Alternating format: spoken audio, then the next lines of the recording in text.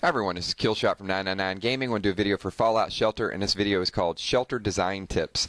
And since this is my second attempt at making a max level base, I think I'm a little bit more prepared to advise you guys on how to best lay out your base.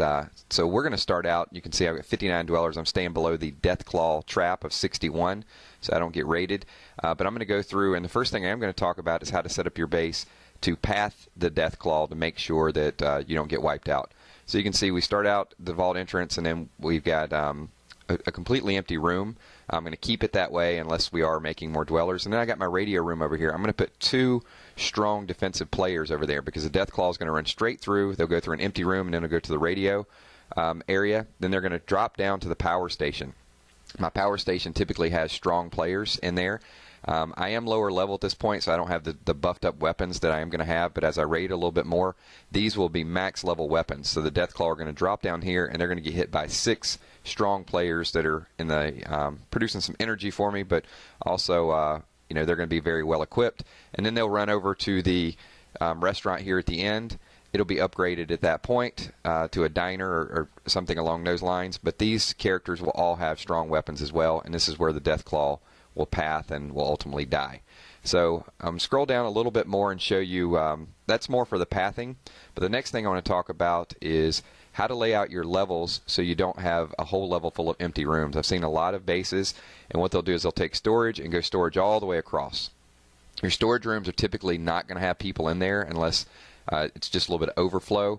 So you don't want a whole floor of nothing but the same type of room if it's going to be storage and it's going to be empty, or if you were building barracks or something along those lines that are sometimes going to be empty, because if you get a fire, you get rad roaches, you get mole rats, anything, they're going to manifest really, really quickly. So what I'll do is I'll probably build a power station or something along those lines just so I have something occupied and I can move from room to room.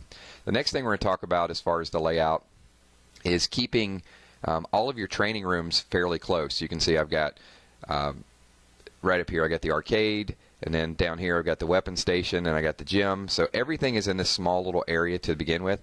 And the advantage of that is I don't have to move dwellers all the way across the room. If someone is maxed out with strength, I'm just going to pull them in a different room so they continue their training.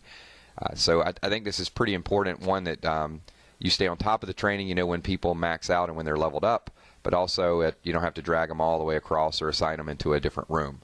So keep on top of your training. The next thing we'll talk about is how to put production rooms side by side. So for example, if you have a restaurant, you may want it beside a water treatment plant or something along those lines.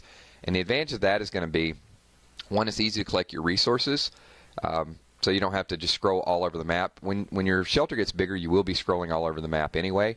But if you decide to make the purchase to the Mr. Handies, then you want your Mr. Handy robot to have production room side by side, so it gathers quicker, and it's a little bit more efficient. So if you put a Mr. Handy on a room and it only has 1 production room, that's all he's going to gather. If you have 3 production rooms all the way across, he's going to go from left to right and gather every resource all the way across there.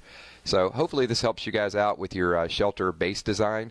My name is Killshot, and as I said, this is the second attempt that I'm going to try to get a max level base. I have some other videos out there with 200 dwellers, max caps, everything else, so check those out as well too. But this is going to help some introductory players as they build their shelter from scratch. Thanks for watching. Subscribe below. Peace.